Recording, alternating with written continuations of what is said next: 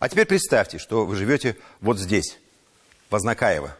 Это юго-восток республики. Если вы почувствуете какие-то всем известные уже симптомы, вам в скором времени понадобится компьютерная томография для того, чтобы определить степень поражения легких и вообще иметь на руках достоверный диагноз, что у вас ковид.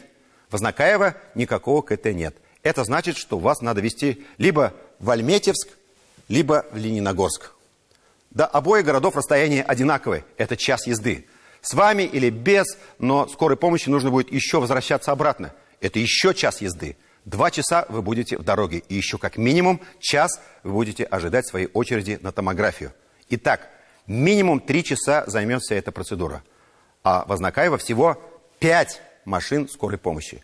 Это значит, что при взрывном росте заболевших помощи придется ждать очень долго. И если количество пациентов не снижается, а только растет, то деваться некуда. И вот уже такие города, как Азнакаево, Бавлы, Урусу, здесь, на юго-востоке, открывают свои временные госпитали. Я повторю эту фразу еще раз. Населенные пункты с количеством жителей в 10, 20, 30 тысяч открывают свои временные госпитали. Первое. Это снижает нагрузку на скорую.